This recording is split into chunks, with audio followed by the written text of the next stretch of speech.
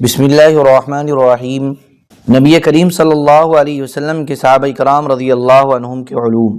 حضرت ابو ذر رضی اللہ عنہ فرماتے ہیں کہ حضور صلی اللہ علیہ وسلم ہمیں اس حال میں چھوڑ کر گئے کہ آسمان میں جو بھی پرندہ اپنے دونوں پروں کو ہلاتا ہے اس سے ہمیں حضور صلی اللہ علیہ وسلم کا سکھایا ہوا کوئی نہ کوئی علم یاد آ جاتا ہے۔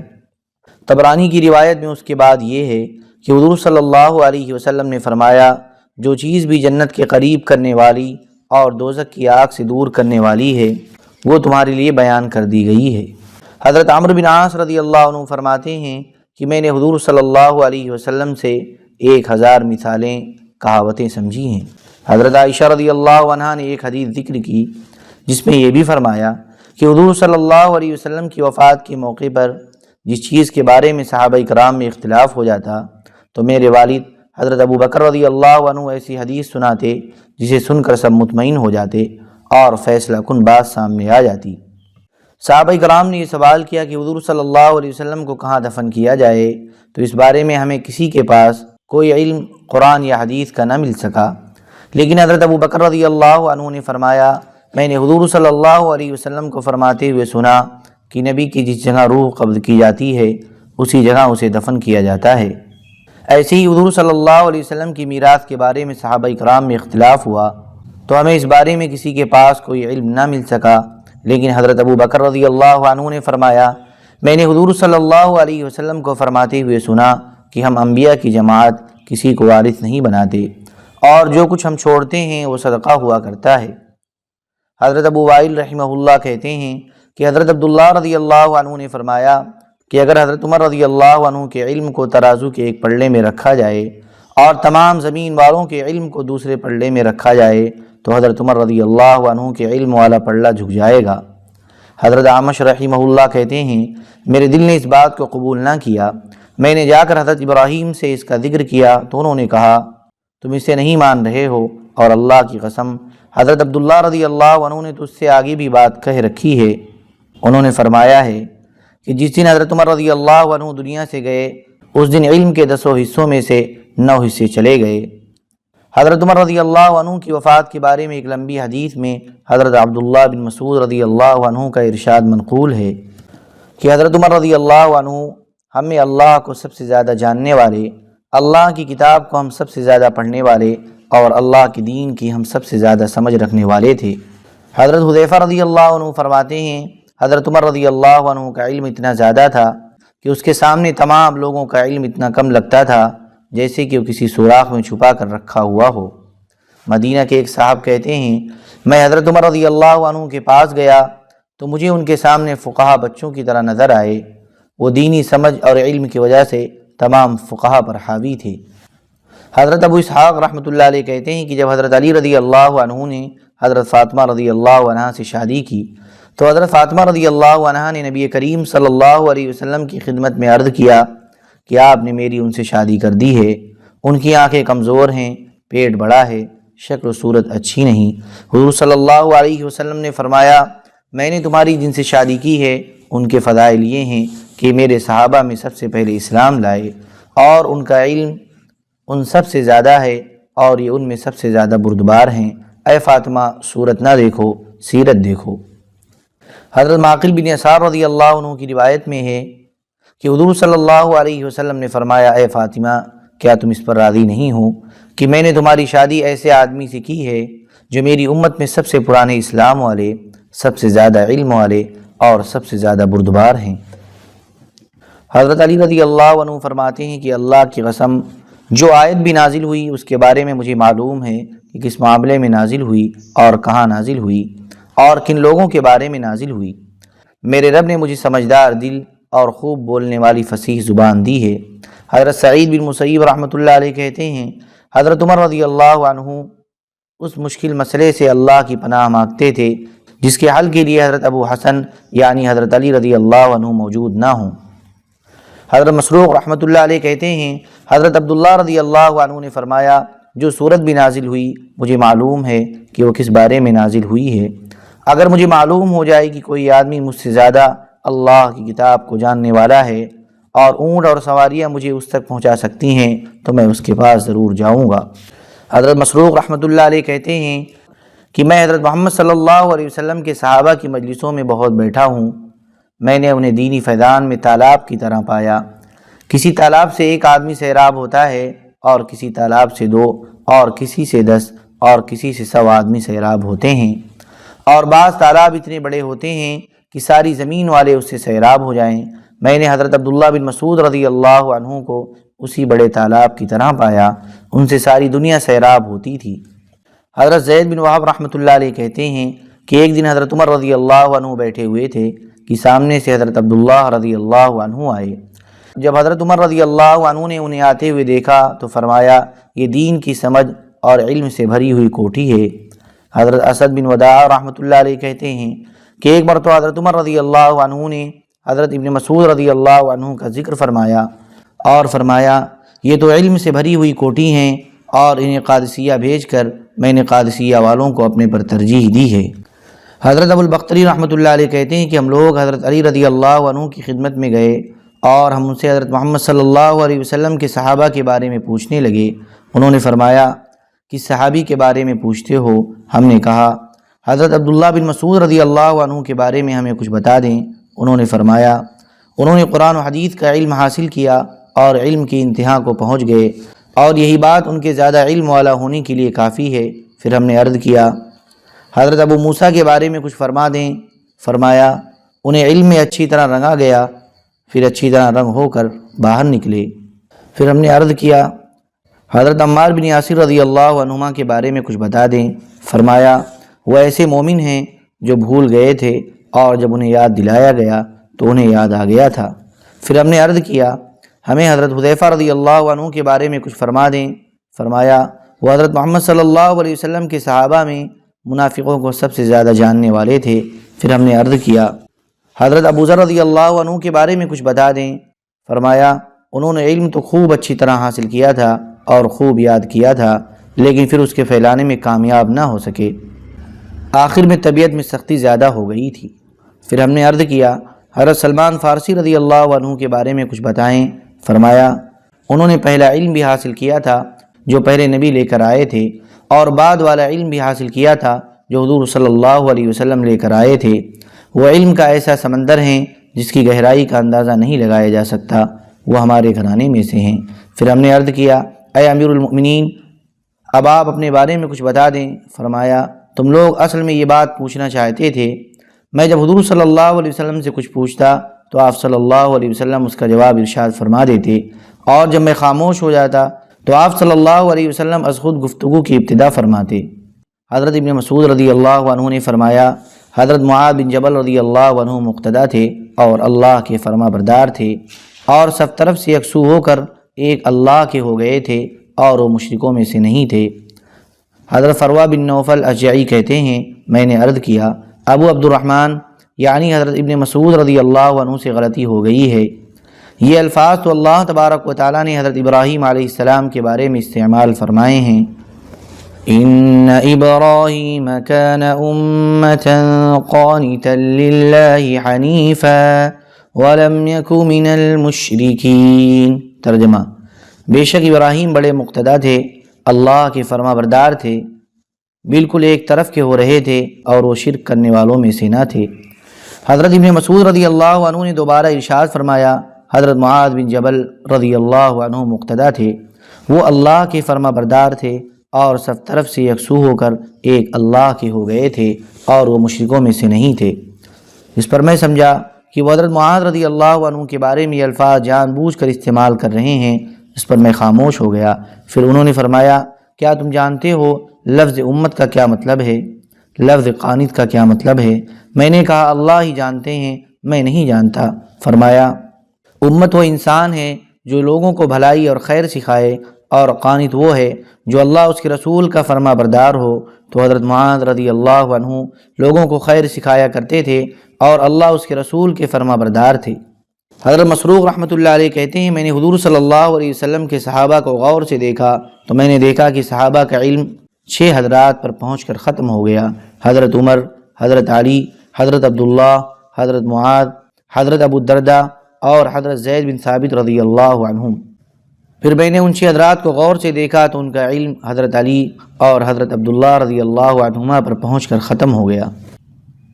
حضرت مسروق رحمۃ اللہ علیہ کہتے ہیں میں مدینہ گیا اور نبی کریم صلی اللہ علیہ وسلم کے صحابہ کے بارے میں پوچھا تو مجھے حضرت زید بن ثابت رضی اللہ عنہ مضبوط علم والوں میں سے نظر آئے۔ حضرت مسروق رحمۃ اللہ علیہ کہتے ہیں کہ حضرت عبداللہ رضی اللہ عنہ نے فرمایا اگر حضرت ابن عباس رضی اللہ عنہما چھوٹی عمر کے نہ ہوتے اور ہماری عمر کو پا لیتے تو ہم میں سے کوئی آدمی ان کے علم کے 10ویں حصے کو نہ پا سکتا۔ اس روایت میں حضرت نظر راوی نے یہ بھی بڑھایا کہ حضرت ابن عباس رضی اللہ عنہما قرآن کے بہترین ترجمان تھے۔ حضرت مجاہد رحمۃ اللہ علیہ کہتے ہیں کہ زیادہ علم کی وجہ سے حضرت ابن عباس رضی اللہ عنہما کو سمندر کہا جاتا تھا۔ حضرت لیث بن ابی سلیم رحمۃ اللہ علیہ کہتے ہیں میں نے حضرت طاؤس رحمۃ اللہ علیہ سے کہا اس کی کیا وجہ ہے کہ آپ حضور صلی اللہ علیہ وسلم کے اکابر صحابہ کو چھوڑ کر ان عمر صحابی یعنی حضرت ابن عباس رضی اللہ عنہما کے ساتھ ہر وقت رہتے ہیں؟ انہوں نے کہا میں نے حضور صلی اللہ علیہ وسلم کے 70 صحابہ کو دیکھا کہ جب ان میں کسی چیز کے بارے میں اختلاف ہو جاتا تو وہ حضرت ابن عباس رضی اللہ عنہما کے قول کی طرف رجوع کرتے۔ حضرت عامر بن سعد بن ابی وقاص رحمۃ اللہ علیہ کہتے ہیں میں نے اپنے والد حضرت سعد بن ابی وقاص رضی اللہ عنہ کو فرماتے ہوئے سنا کہ میں نے حضرت ابن عباس رضی اللہ عنہما سے زیادہ حاضر دماغ، زیادہ سمجھدار، زیادہ علم والا اور زیادہ بردبار کوئی نہیں دیکھا، اور میں نے دیکھا کہ حضرت عمر رضی اللہ عنہ انہیں مشکل مسائل کے لیے بلایا کرتے اور ان سے فرماتے تیار ہو جاؤ یہ مشکل مسئلہ تمہارے پاس آیا ہے، اور ان کے سامنے وہ مشکل مسئلہ رکھتے، پھر حضرت عمر رضی اللہ عنہ انہی کے قول پر فیصلہ کر دیتے، حالانکہ ان کے ارد گرد بہت سے بدری مہاجر اور انصاری صحابہ بیٹھے ہوئے ہوتے۔ حضرت ابو زناد رحمۃ اللہ علیہ کہتے ہیں ایک مرتبہ حضرت ابن عباس رضی اللہ عنہما کو بخار ہو گیا تو حضرت عمر بن خطاب رضی اللہ عنہ ان کے پاس عیادت کے لیے تشریف لے گئے اور فرمایا تمہاری بیماری کی وجہ سے ہمارا بڑا نقصان ہو رہا ہے، اللہ ہی سے مدد طلب کرتا ہوں۔ حضرت طلحہ بن عبید رضی اللہ عنہ فرماتے ہیں کہ حضرت ابن عباس رضی اللہ عنہما کو اللہ کی طرف سے بڑی سمجھ، عقل اور بہت علم دیا گیا تھا۔ میں نے کبھی نہیں دیکھا کہ حضرت عمر بن خطاب رضی اللہ عنہ نے کسی کی رائے کو ان کی رائے پر ترجیح دی ہو۔ حضرت محمد بن ابی بن کعب رحمۃ اللہ علیہ کہتے ہیں کہ حضرت ابن عباس رضی اللہ عنہما حضرت ابی بن کعب رضی اللہ عنہ کے پاس بیٹھے ہوئے تھے، پھر حضرت ابن عباس رضی اللہ عنہما اٹھ کر چلے گئے تو میں نے حضرت ابی بن کعب کو یہ فرماتے ہوئے سنا کہ اس امت کے بڑے عالم بن جائیں گے کیونکہ انہیں اللہ کی طرف سے عقل اور سمجھ بھی خوب ملی ہے، اور حضور صلی اللہ علیہ وسلم نے ان کے لیے یہ دعا فرمائی ہے کہ اللہ انہیں دین کی سمجھ عطا فرمائے۔ حضرت طاؤس رحمۃ اللہ علیہ کہتے ہیں کہ حضرت ابن عباس رضی اللہ عنہما تمام لوگوں میں علم کے اعتبار سے ایسے اونچے تھے جیسے کھجور کے چھوٹے درختوں میں لمبا درخت ہوتا ہے۔ حضرت ابو وائل رحمۃ اللہ علیہ کہتے ہیں کہ میں اور میرا ایک ساتھی حج پر گئے، حضرت ابن عباس رضی اللہ عنہما حج کے امیر تھے، وہ سورہ نور پڑھنے لگے اور ساتھ کے ساتھ اس کی تفسیر کرنے لگے، جسے سن کر میرے ساتھی نے کہا سبحان اللہ، اس آدمی کے سر سے کیا کچھ نکل رہا ہے، اگر ترک لوگ اسے سن لیں مسلمان ہو جائیں۔ دوسری روایت میں یہ ہے کہ حضرت ابو وائل کہتے ہیں تفسیر سن کر میں نے کہا ان جیسی باتیں نہ تو میں نے کسی آدمی سے سنی ہیں اور نہ کہیں دیکھی ہیں، اگر فارس اور روم والے یہ سن لیتے تو مسلمان ہو جاتے۔ حضرت ابن عباس رضی اللہ عنہ فرماتے ہیں کہ ایک دن میں حضرت عمر بن خطاب رضی اللہ عنہ کی خدمت میں حاضر ہوا، انہوں نے مجھ سے ایک مسئلہ پوچھا جو انہیں یمن سے حضرت یعلا بن امیہ رضی اللہ عنہ نے لکھا تھا۔ میں نے انہیں اس کا جواب دیا تو فرمایا میں اس بات کی گواہی دیتا ہوں کہ تم نبوت کے گھرانے سے بولتے ہو۔ حضرت عطا رحمۃ اللہ علیہ کہتے ہیں کہ کچھ لوگ حضرت ابن عباس رضی اللہ عنہما کے پاس اشعار کے لیے آتے، کچھ لوگ نسب اور کچھ لوگ عرب کے واقعات معلوم کرنے آتے،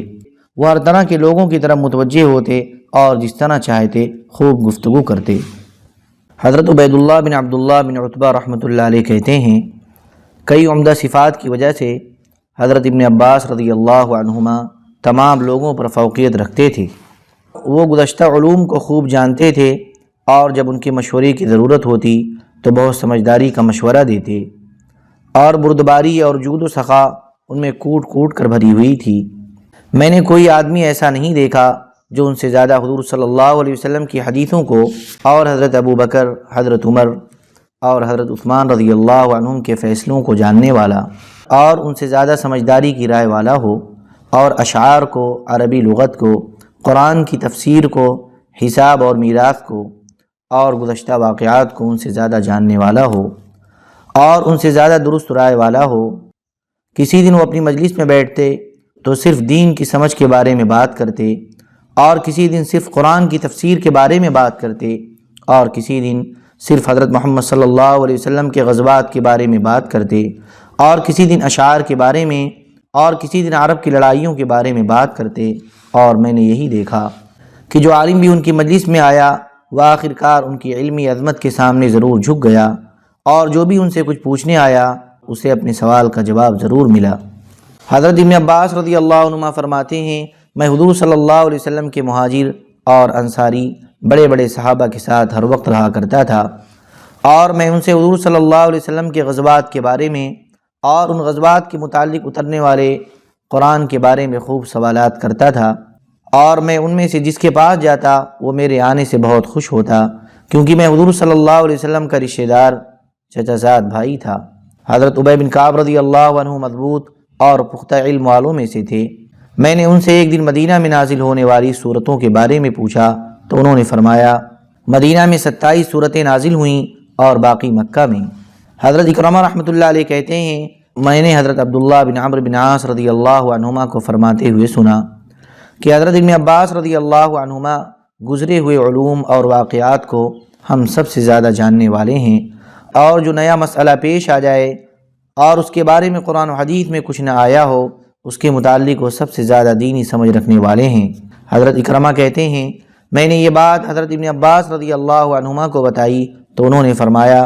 حضرت عبداللہ بن عمرو رضی اللہ عنہما کے پاس بہت علم ہے، کیونکہ وہ حضور صلی اللہ علیہ وسلم سے حلال و حرام کے بارے میں خوب پوچھا کرتے تھے۔ یعنی حضرت ابن عباس رضی اللہ عنہما ان کے فضائل کا اعتراف فرما رہے ہیں۔ حضرت عائشہ رضی اللہ عنہا نے حج کی راتوں میں دیکھا کہ حضرت ابن عباس رضی اللہ عنہما کے ارد گرد بہت سے حلقے ہیں اور ان سے مناسک حج کے بارے میں لوگ خوب پوچھ رہے ہیں، تو حضرت عائشہ رضی اللہ عنہا نے فرمایا،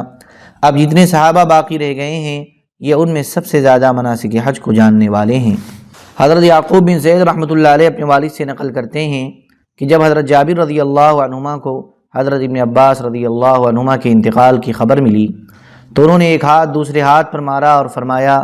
لوگوں میں سب سے زیادہ علم والے اور سب سے زیادہ بردبار انسان کا انتقال ہو گیا ہے، اور ان کے انتقال سے اس امت کا ایسا نقصان ہوا ہے جس کی تلافی کبھی نہیں ہو سکے گی۔ حضرت ابو بکر بن محمد بن عمرو بن حزم رحمۃ اللہ علیہ کہتے ہیں، جب حضرت ابن عباس رضی اللہ عنہما کا انتقال ہوا تو حضرت رافع بن خدیج رضی اللہ عنہ نے فرمایا، آج اس شخصیت کا انتقال ہو گیا جس کے علم کے مشرق سے لے کر مغرب تک تمام لوگ محتاج تھے۔ حضرت ابو کلثوم رحمۃ اللہ علیہ کہتے ہیں، حضرت ابن عباس رضی اللہ عنہما دفن ہو گئے تو حضرت ابن حنفیہ رحمۃ اللہ علیہ نے کہا، اس امت کے عالم ربانی کا انتقال ہو گیا۔ حضرت عمرو بن دینار رحمۃ اللہ علیہ کہتے ہیں، حضرت ابن عمر رضی اللہ عنہما 9 عمر فقہا میں شمار کیے جاتے تھے۔ حضرت خالد بن معدان رحمۃ اللہ علیہ کہتے ہیں کہ اب ملک شام میں حضور صلی اللہ علیہ وسلم کے صحابہ میں سے کوئی صحابی حضرت عبادہ بن صامت اور حضرت شداد بن اوس رضی اللہ عنہما سے زیادہ قابل اعتماد، زیادہ دینی سمجھ رکھنے والے، ان سے زیادہ پسندیدہ باقی نہیں رہا۔ حضرت حنظلہ بن ابی سفیان رحمۃ اللہ علیہ اپنے اساتذہ سے نقل کرتے ہیں کہ حضور صلی اللہ علیہ وسلم کے 9 عمر صحابہ میں سے کوئی صحابی حضرت ابو سعید خدری رضی اللہ عنہ سے زیادہ دین کی سمجھ رکھنے والا نہیں ہے۔ مروان بن حکم کے منشی حضرت ابو زوائزیہ کہتے ہیں کہ مروان نے حضرت ابو ہریرہ رضی اللہ عنہ کو بلایا اور مجھے تخت کے پیچھے بٹھا دیا۔ مروان ان سے پوچھنے لگا اور میں ان کے جواب لکھنے لگا۔ جب 1 سال ہو گیا تو مروان نے انہیں بلا کر پردے کے پیچھے بٹھایا اور ان سے وہی پچھلے سال والے سوالات کیے۔ انہوں نے بعینی وہی پچھلے سال والے جواب دیے، نہ کوئی حرف کم کیا اور نہ زیادہ، اور نہ آگے کیا اور نہ پیچھے۔ حضرت ابو موسیٰ رضی اللہ عنہ فرماتے ہیں، جب بھی حضور صلی اللہ علیہ وسلم کے صحابہ کو کسی چیز میں شک ہوا اور انہوں نے اس کے بارے میں حضرت عائشہ رضی اللہ عنہا سے پوچھا تو انہیں ان کے پاس اس چیز کا علم ضرور ملا۔ حضرت قبیصہ بن ذؤیب رضی اللہ عنہ فرماتے ہیں، حضرت عائشہ رضی اللہ عنہا تمام لوگوں میں سب سے زیادہ جاننے والی تھیں۔ حضور صلی اللہ علیہ وسلم کے اکابر صحابہ ان سے مسائل پوچھا کرتے تھے۔ حضرت ابو سلمہ رضی اللہ عنہ فرماتے ہیں، میں نے حضرت عائشہ رضی اللہ عنہا سے زیادہ حضور صلی اللہ علیہ وسلم کی سنتوں کو جاننے والا اور بوقت ضرورت ان سے زیادہ سمجھداری کی رائے والا آیت کی شان نزول کو اور میراث کو ان سے زیادہ جاننے والا نہیں دیکھا۔ حضرت مسروق رحمۃ اللہ علیہ سے پوچھا گیا کیا حضرت عائشہ رضی اللہ عنہا علم میراث کو اچھی طرح جانتی تھیں؟ انہوں نے کہا جی ہاں، اس ذات کی قسم جس کے قبضے میں میری جان ہے، میں نے حضور صلی اللہ علیہ وسلم کے بزرگ اکابر صحابہ کو دیکھا ہے کہ وہ حضرت عائشہ رضی اللہ عنہا سے میراث کے بارے میں پوچھا کرتے تھے۔ حضرت محمود بن لبید رحمۃ اللہ علیہ کہتے ہیں نبی کریم صلی اللہ علیہ وسلم کی تمام ازواج مطہرات کو حضور صلی اللہ علیہ وسلم کی بہت سی حدیثیں یاد تھیں، لیکن حضرت عائشہ رضی اللہ عنہا اور حضرت ام سلمہ رضی اللہ عنہا جیسی کوئی نہ تھی، اور حضرت عائشہ رضی اللہ عنہا حضرت عمر اور حضرت عثمان رضی اللہ عنہما کے زمانے میں فتویٰ دیا کرتی تھیں، اور پھر انتقال تک ان کا یہی مشغلہ رہا، اللہ ان پر رحمت نازل فرمائے۔ اور حضور صلی اللہ علیہ وسلم کے اکابر صحابہ حضرت عمر اور حضرت عثمان رضی اللہ عنہما حضور صلی اللہ علیہ وسلم کے بعد ان کے پاس آدمی بھیج کر سنتیں پوچھا کرتے تھے۔ حضرت معاویہ رضی اللہ عنہ فرماتے ہیں اللہ کی قسم میں نے حضرت عائشہ رضی اللہ عنہ سے زیادہ فصیح بلیغ اور ان سے زیادہ عقل مند کوئی خطیب نہیں دیکھا۔ حضرت عروہ رضی اللہ عنہ فرماتے ہیں میں نے کوئی عورت ایسی نہیں دیکھی جو حضرت عائشہ رضی اللہ عنہ سے زیادہ طب، فقہ اور اشعار کو جاننے والی ہو۔ حضرت عروہ رضی اللہ عنہ فرماتے ہیں میں نے حضرت عائشہ رضی اللہ عنہ کی خدمت میں عرض کیا میں آپ کے معاملے میں جتنا سوچتا ہوں اتنا ہی مجھے تعجب ہوتا ہے، آپ مجھے تمام لوگوں میں سب سے زیادہ دین کی سمجھ رکھنے والی نظر آتی ہیں، تو میں کہتا ہوں اس میں کیا بات ہے۔ آپ صلی اللہ علیہ وسلم کی زوجہ محترمہ ہیں اور حضرت ابو بکر رضی اللہ عنہ کی صاحبزادی ہیں، آپ کو دین کی سب سے زیادہ سمجھ والا ہونا ہی چاہیے۔ آپ مجھے عرب کی لڑائیوں کو، ان کے نسب ناموں کو اور ان کے اشعار کو جاننے والی نظر آتی ہیں، تو میں کہتا ہوں اس میں کیا بات ہے۔ آپ کے والد حضرت ابو بکر رضی اللہ عنہ قریش کے بہت بڑے عالم تھے، لہذا ان کی بیٹی کو ایسا ہونا ہی چاہیے۔ لیکن مجھے اس بات پر تعجب ہے کہ آپ طب بھی جانتی ہیں، یہ آپ نے کہاں سے سیکھ لی؟ انہوں نے میرا ہاتھ پکڑ کر پیار سے نام بدل کر کہا اے عریہ۔ جب حضور صلی اللہ علیہ وسلم کی بیماریاں زیادہ ہو گئیں تو عرب و عجم کے اطباء ان کے پاس دوائیاں بھیجنے لگے، اس طرح میں نے علم طب سیکھ لیا۔ احمد کی روایت میں یہ ہے کہ میں ان دوائیوں سے حضور صلی اللہ علیہ وسلم کا علاج کیا کرتی تھی، یہاں سے میں نے طب سیکھی۔ حضرت عروہ حضرت عائشہ رضی اللہ عنہا کے بھانجے تھے۔ اللہم صلی علی سیدنا وحبیبنا ومحبوبنا ومولانا محمد وبارک وسلم۔ سبحان ربک رب العزة عما یصفون وسلام علی المرسلین والحمد للہ رب العالمین۔